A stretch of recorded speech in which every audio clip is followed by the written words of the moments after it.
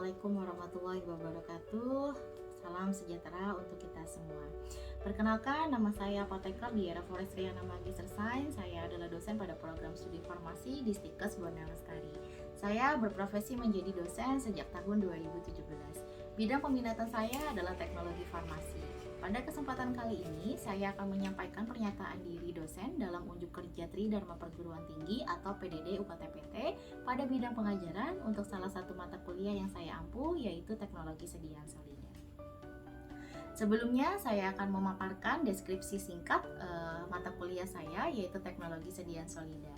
Mata kuliah ini adalah mata kuliah wajib yang ada pada semester 4 dengan bobot 3 SKS, di mana 2 SKS-nya adalah teori dan 1 SKS-nya adalah praktikum. Mata kuliah teknologi farmasi sediaan solida berisi pokok-pokok bahasan rancangan bentuk sediaan padat, terutama sediaan tablet, preformulasi tablet, garis besar formulasi sediaan tablet, unit operasi dalam manufaktur sediaan tablet, tahap-tahap pengembangan sediaan tablet, eksipien, evaluasi granul dan tablet, formulasi tablet khusus, tablet salut, dan sediaan dengan pelepasan yang dimodifikasi, serta teknologi sediaan kapsul dan disolusi sediaan padat. Capaian pembelajaran untuk mata kuliah ini yaitu yang pertama, mahasiswa mampu menjelaskan jenis-jenis sediaan padat dan studi preformulasi sediaan padat. Yang kedua, mahasiswa mampu menerapkan pengetahuan tentang prinsip-prinsip dasar, teknik dan prosedur standar, serta ketentuan regulasi dalam merancang prosedur pembuatan sediaan farmasi padat. Dan yang ketiga, mahasiswa mampu menjelaskan proses manufaktur dalam produksi sediaan padat dan menunjukkan kemampuan melakukan kalkulasi kebutuhan bahan sesuai formulasi yang akan ditetapkan pada produksi sediaan farmasi untuk penggunaan internal maupun eksternal. Selanjutnya, mahasiswa mampu menjelaskan formulasi sediaan padat, zat aktif, dan eksipiennya. Yang selanjutnya, mahasiswa mampu menjelaskan evaluasi sediaan padat dan granul serta menyebutkan permasalahan pada produksi tablet. Yang selanjutnya, mahasiswa dapat menjelaskan definisi dan formulasi sediaan tablet khusus, tablet salut, dan tablet dengan pelepasan dimodifikasi serta evaluasinya. Kemudian mahasiswa mampu menjelaskan mengenai teknologi kapsul, dan yang terakhir adalah mahasiswa mampu menjelaskan proses disolusi dan faktor-faktor yang mempengaruhinya. Pokok-pokok bahasan yang akan saya berikan selama satu semester atau dalam 14 pertemuan diantaranya menjelaskan studi preformulasi sediaan tablet, yang kedua menjelaskan CPOB, yang ketiga menjelaskan proses manufaktur yang terlibat dalam produksi sediaan padat dan melakukan perhitungan bahan yang digunakan untuk proses produksi, yang keempat menjelaskan desain formulasi sediaan padat dan komponen formulasinya, yang kelima menjelaskan evaluasi granul, massa cetak, dan sediaan padat serta permasalahan pada produksi tablet. Dan yang keenam, menjelaskan formulasi sediaan padat tablet khusus, tablet salut, dan tablet dengan pelepasan yang dimodifikasi. Dan yang ketujuh, menjelaskan teknologi sediaan kapsul. Yang terakhir adalah menjelaskan mekanisme disolusi sediaan padat dan faktor-faktor yang mempengaruhinya. Dalam perkuliahan, saya menggunakan pendekatan pembelajaran menggunakan pendekatan DIE, yaitu Delivery, Interaction, and Assessment. Pada delivery, saya akan menyampaikan materi kuliah kepada mahasiswa, dan pada pendekatan interaksi itu menggambarkan bagaimana interaksi yang berlangsung antara saya dan mahasiswa agar mendapatkan capaian pembelajaran pada akhir perkuliahan. Sedangkan untuk asesmen, yaitu merupakan pemberian tugas kepada mahasiswa untuk mengukur kemampuan mahasiswa secara objektif. Berikutnya saya akan menjelaskan pendekatan-pendekatan yang saya gunakan tersebut. Pada pendekatan delivery, saya menggunakan berbagai referensi terkait mata kuliah teknologi sediaan solida untuk mendukung pembelajaran baik yang bersumber dari textbook, e-book, maupun dari jurnal-jurnal agar saya dapat memberikan informasi yang up to date kepada mahasiswa terkait teknologi sediaan solida. Sedangkan pada interaksi, saya menggunakan sistem Student Center Learning atau SCL agar mahasiswa dapat lebih aktif seperti memberikan pertanyaan ataupun memberikan kesempatan kepada mahasiswa untuk bertanya dalam pembelajaran yang sifatnya adalah interaktif. Kemudian berdiskusi dengan tema-tema tertentu yang akan dipresentasikan oleh mahasiswa. Platform yang saya gunakan adalah Learning Management System atau LMS. Untuk mendukung perkembangan belajar para mahasiswa melalui fitur ruang diskusi, saya dapat melakukan sesi diskusi yang lebih mendalam mengenai materi pembelajaran yang sudah dipelajari oleh para mahasiswa. Pada aspek asesmen, yaitu melakukan penilaian secara objektif kepada mahasiswa yang telah saya sampaikan di pertemuan pertama perkuliahan pada saat saya menyampaikan kontrak perkuliahan, di mana penilaian dapat berasal dari tugas dengan proporsi 20%, kemudian ujian tengah semester 40%, dan ujian akhir semester 40%. Demikian pemaparan sistem pembelajaran yang saya gunakan. Selanjutnya saya akan tampilkan proses belajar mengajar teknologi sediaan Solida secara daring. Terima kasih. Wassalamualaikum warahmatullahi wabarakatuh. Assalamualaikum warahmatullahi wabarakatuh. Waalaikumsalam warahmatullahi wabarakatuh. Selamat pagi. Jadi hari ini kita akan melanjutkan materi sebelumnya mengenai tablet. Jadi ini granulnya dulu, nanti tabletnya. Jadi kalau tablet effervescent itu pembuatannya sama kayak pembuatan tablet, dibuat dari granulnya dulu gitu ya. Nah, kalau misalkan di sini granulnya juga bisa langsung digunakan sebenarnya, jadi nggak mesti harus berbentuk tablet, granul pun bisa gitu. Contohnya kayak misalkan adem sari gitu kan, dia berupa granul kan ya, langsung diseduh gitu, langsung dilarutkan gitu kan ya di air. Ya bisa aja, jadi tidak mesti tabletnya langsung gitu ya. Cuman prosesnya untuk membuat tablet itu dimulai dari granulnya dulu. Setelah itu baru dicetak jadi tablet ya. Oke. Granul, kenapa harus dibuat ke dalam granul ya? Karena granul sendiri dia punya ukuran yang rentangnya 4 sampai 10 mesh, 4 sampai 10 ukuran mesh ya. Ukuran meshnya 4 sampai 10 gitu ya. Kemudian dia mudah larut ya, karena dia sifatnya permukaannya luas ya. Karena dia kecil, jadi dia permukaannya luas. Kalau permukaannya luas itu mudah terbasahi. Jadi kalau sudah mudah terbasahi, otomatis dia mudah juga untuk terdisolusi. Kalau sudah terdisolusi, ya semakin cepat dia menghasilkan efek. Gitu ya. Itu kenapa keuntungan dibuat jadi granul gitu, dibandingkan dengan tablet. Kemudian bisa ditambahkan zat aktif ya di dalam si granul itu sendiri ya. Jadi tidak hanya bahan tambahan, tapi mungkin bisa ditambahkan zat aktif yang bisa menghasilkan maksudnya zat aktif di sini adalah obat ya. Biasanya kalau kalian tahu kan biasanya buat suplemen kesehatan, sebenarnya obat pun bisa dimasukkan, dibuat ke dalam granul effervescent gitu ya. Nah, sebelumnya Ibu pengen tanya dulu, pernah tahu nggak effervescent? Takutnya nanti ada yang nggak tahu effervescent gitu. Ada yang tahu effervescent nggak? Tahu. Apa effervescent?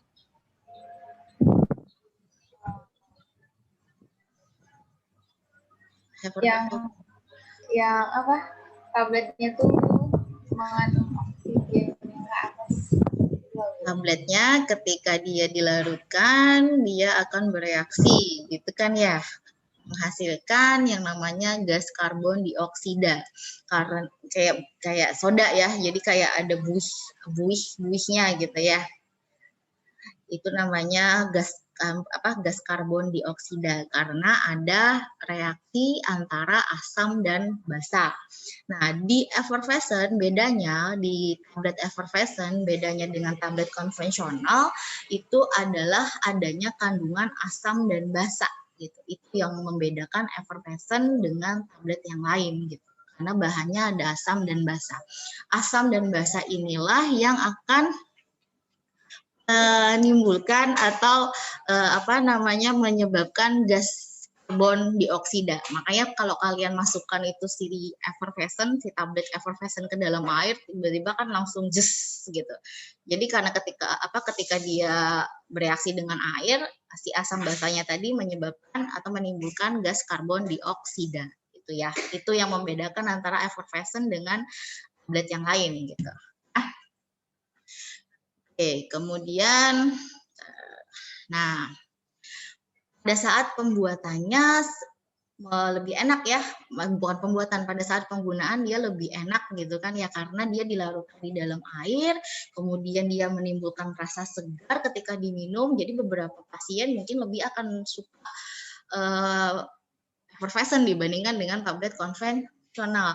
Kalau tablet konvensional kan kalian minum kan masih ada rasa-rasa pahit gitu kan ya, ada beberapa yang mungkin tidak bisa menelan di tablet karena ukurannya yang mungkin agak gede atau apa gitu kan, ada beberapa pasien yang seperti itu.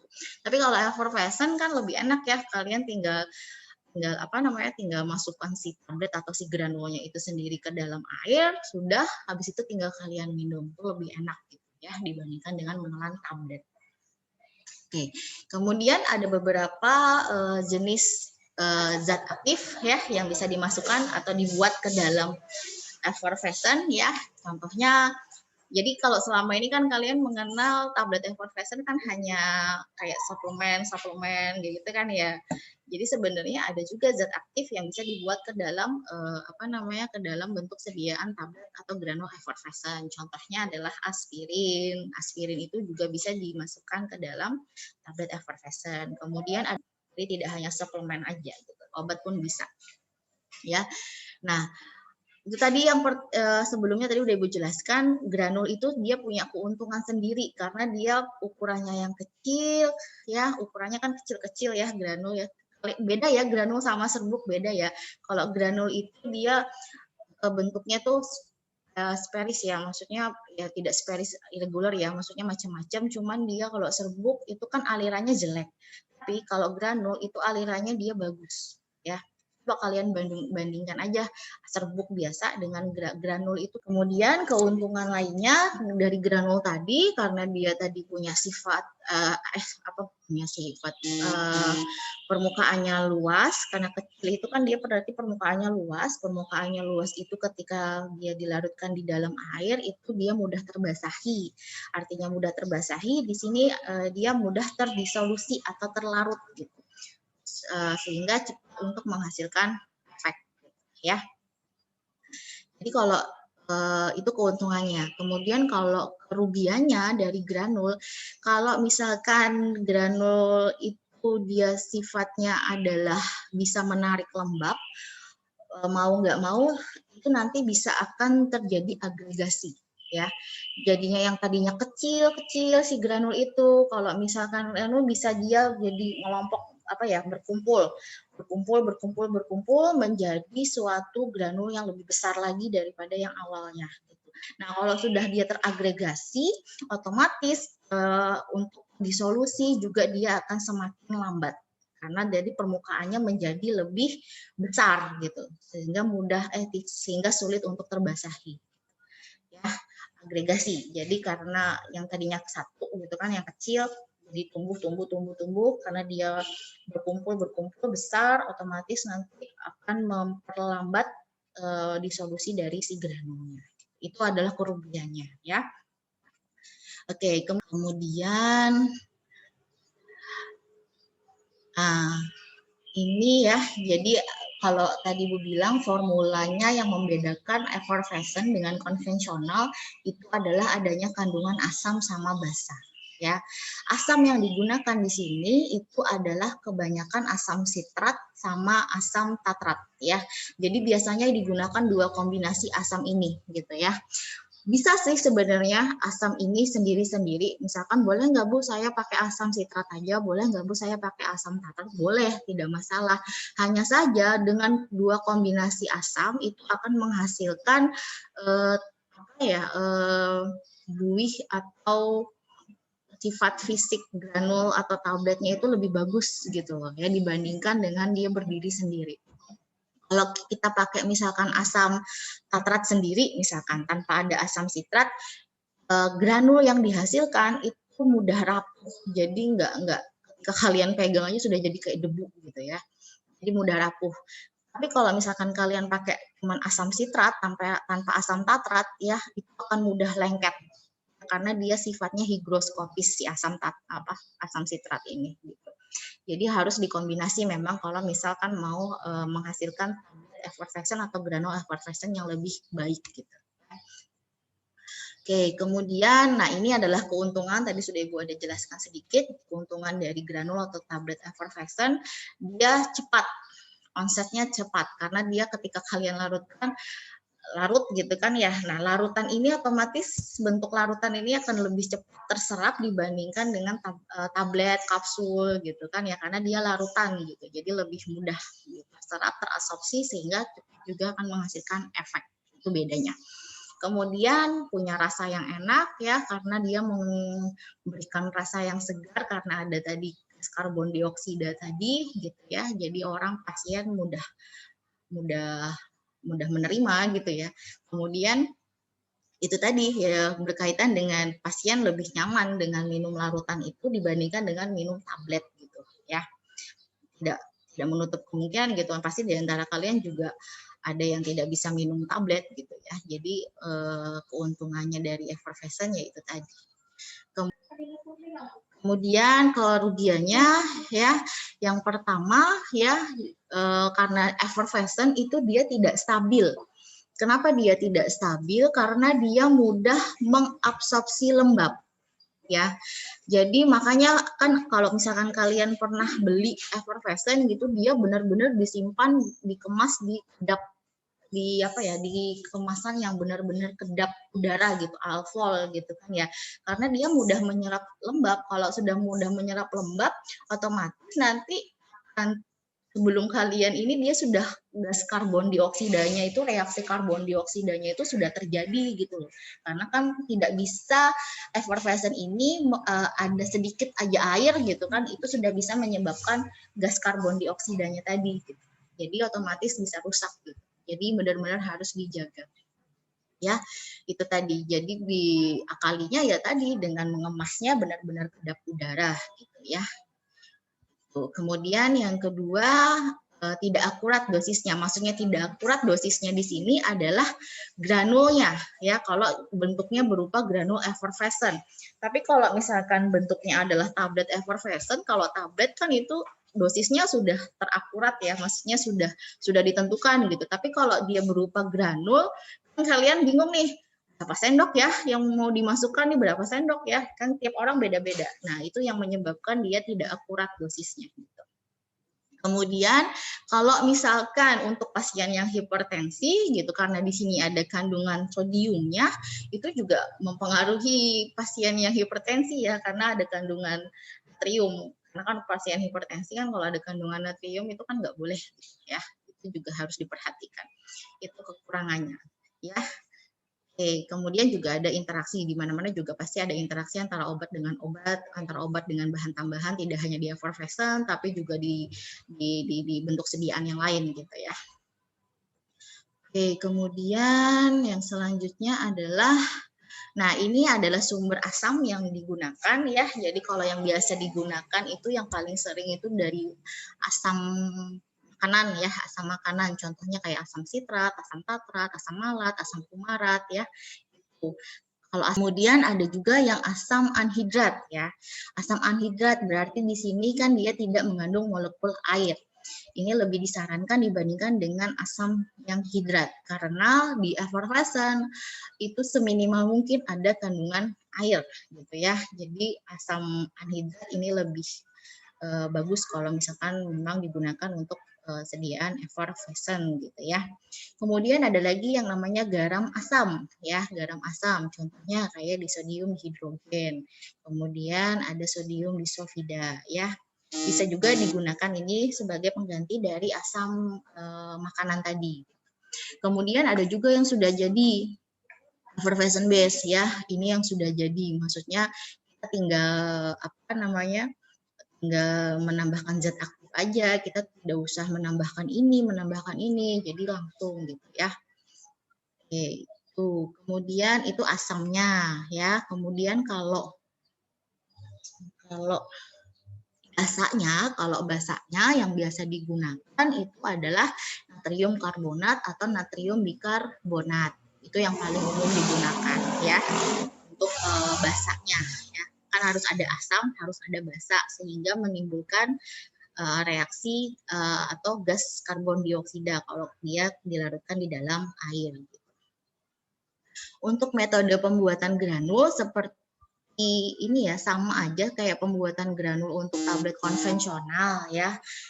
Jadi itu tadi yang membedakan hanya bahannya aja. Kalau untuk prosesnya sama saja ya, membuat granul ya. Jadi ada penimbangan, yang pasti yang pertama ditimbang dulu, dicampur, kemudian dibentuk granul ya, kemudian dikeringkan gitu kan ya. Kemudian habis itu diayak ya, biar ukurannya seragam gitu. Jadi prosesnya kurang lebih sama dengan pembuatan granul untuk tablet konvensional. Metodenya ya ada sama ya, kalau kalian pembuatan metode konvensional, tablet konvensional kan ada metode basah, granulasi basah, kemudian ada granulasi kering. Sama halnya dengan pembuatan granul effervescent, sama aja, ada pembuatan granulasi basah, ada pembuatan granulasi kering gitu ya. Yang diperhatikan adalah zat aktifnya atau bahan tambahannya ini ada nggak yang dia tidak tahan panas. Kalau misalkan dia tidak tahan panas, ya otomatis kalian harus lakukannya dengan apa? Dengan apa kira-kira? Metode granulasi basah kah atau granulasi kering? Kalau misalkan ada zat aktif yang dia tidak tahan pemanasan. Granulasi kering, Bu. Granulasi kering, ya kan? Kenapa? Karena kalau granulasi basah ya memang dia basah ya. Tapi kan karena basahnya itu tadi dia harus dikeringkan. Dikeringkannya kan harus menggunakan suhu gitu kan ya. Nah, jadi ini ya sama ya, wet fusion method ya, kurang lebih sama saja dengan kemudian drying ya, pengeringan ini ya harus dikeringkan, kemudian baru disimpan. Disimpannya harus di tempat yang benar-benar kering ya. Jadi tolong diperhatikan, untuk membuat tablet effervescent ini tidak bisa di ruangan yang sama dengan tablet konvensional. Ya. Kalau untuk membuat tablet effervescent, tolong diperhatikan ruangan kelembapan ruangannya. Jadi karena effervescent ini mudah menarik lembab, jadi otomatis ruangan untuk membuat sediaan effervescent ini kelembapannya seminimal mungkin. Takutnya nanti kalau terlalu lembab ya itu tadi rusak ya.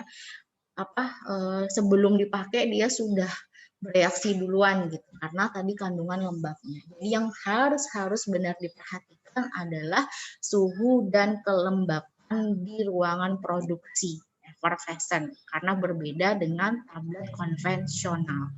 Itu yang harus diperhatikan ya. Ditanyakan sampai sini.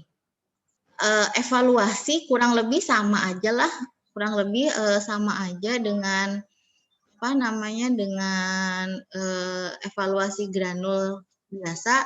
Jadi nanti si effervescent itu granulnya juga harus dievaluasi ya. Maksudnya di sini dievaluasinya adalah alirannya, waktu alirnya ya, laju alirnya, kemudian bobot jenisnya juga harus dievaluasi ya.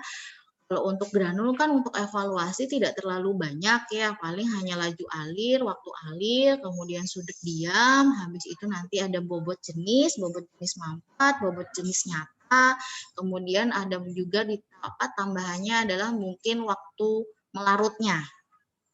Ya, jadi kalau untuk effervescent kan sebisa mungkin ketika dia dimasukkan ke dalam air itu sebisa mungkin dia harus terlarut sempurna gitu. Jadi jangan ada lagi yang tidak terlarut ya. Jadi harus cepat larutnya gitu. Itu harus dievaluasi juga. Itu untuk granulnya. Tapi kalau untuk tablet ya kayak tablet biasa sih sebenarnya untuk evaluasi. Jadi dievaluasi keseragaman ukurannya, dievaluasi keseragaman bobotnya, dievaluasi kerasannya, dievaluasi kerapuhannya, kemudian waktu hancurnya, kemudian waktu melarutnya. Jadi kurang lebih sama saja dengan tablet konvensional dan itu harus benar-benar dilakukan gitu ya untuk mendapatkan tablet yang baik. Gitu. Jadi evaluasi memang harus dilakukan.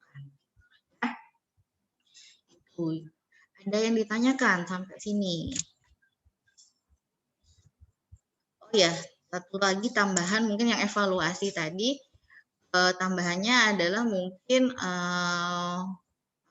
evaluasi kesukaan ya. Jadi kan takutnya ada orang-orang yang mungkin belum Kalau misalkan di perusahaan gitu kan ya sebelum itu tablet itu dipasarkan gitu kan pasti kan harus ada evaluasi kesukaan dulu gitu loh. Maksudnya dinilai orangnya suka atau enggak gitu. Takutnya nanti kalau misalkan dipasarkan ternyata banyak masyarakat yang enggak suka gitu. Jadi harus ada evaluasi kesukaan juga gitu ya.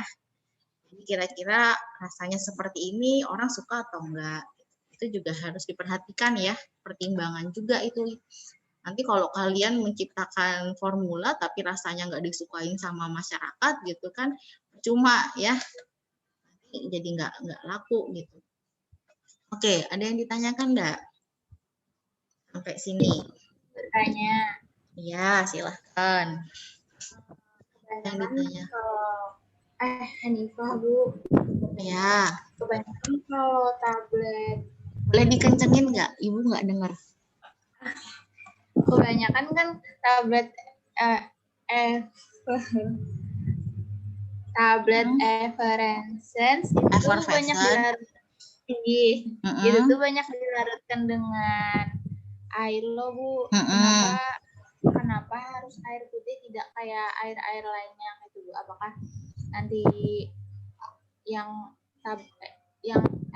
pada tabletnya tuh berefek misalnya kalau dilarutkan dengan kayak air teh atau apa gitu? Gimana sih Bu? Oke. Kalau air kan tidak ada ini ya, jadi dia lebih bereaksinya dengan air kan untuk menciptakan atau untuk menimbulkan reaksi itu tadi. Kalau misalkan di teh, ya bisa sih mungkin di teh karena dia ini, cuman kan teh sudah ada rasanya, terus kamu anukan dengan tablet effervescent lagi nggak tahu nanti rasanya jadi kayak apa ya.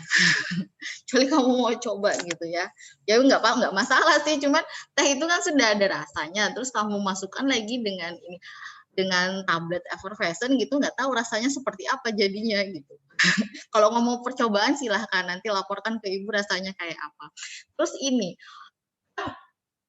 apa ya, pasien itu gini, kalau misalkan kita di jalan gitu nggak mungkin dong kita cari teh dulu atau apa, yang pasti kan yang paling simpel itu kan adalah air putih biasa gitu loh ya.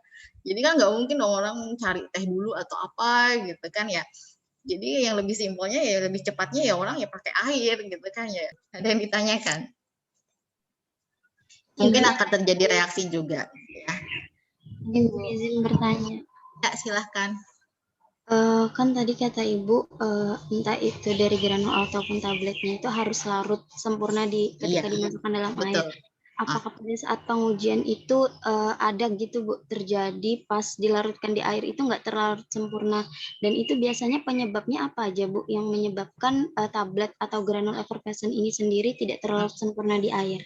Oke, ada, pasti ada. Ya, cuman kan ketika yang sudah dipasarkan itu yang sudah melalui evaluasi itu loh. Jadi kadang mungkin dong misalkan ternyata evaluasi dia kada larut terus tetap dijual gitu kan, nggak mungkin. Yang dijual itu kan yang sudah melalui tahap evaluasi, tapi pada saat proses pembuatan gitu kan ya itu pasti ada yang tidak larut. Kenapa? Sifat zat aktif sendiri beda-beda. Sifat zat aktif itu ada yang larut, ada yang tidak larut gitu ya. Kalau misalkan zat aktif yang dia sifatnya tidak larut, ya otomatis ketika dilarutkan jadinya tidak larut gitu. Ya kan? Jadi tergantung dari sifat zat aktifnya sendiri. Kalau sifat zat aktifnya sendiri dia tidak larut kan, kalau zat aktif itu bagaimana Bu caranya meningkatkan kelarutan ini? Caranya banyak ya. Misalkan zat aktifnya dibuat ke dalam bentuk garam. Kalau garam itu kan dia mudah larut gitu kan ya. Oke, sekian dulu untuk hari ini. Kita lanjutkan besok sebelum UTS ya. Pertemuan terakhir jam 9 ya. Nanti link Zoom-nya Ibu kasih lagi. Terima kasih ya. Assalamualaikum warahmatullahi wabarakatuh. Ini Ibu aja ya. Waalaikumsalam warahmatullahi wabarakatuh. Terima kasih Bu. Ya, sama-sama.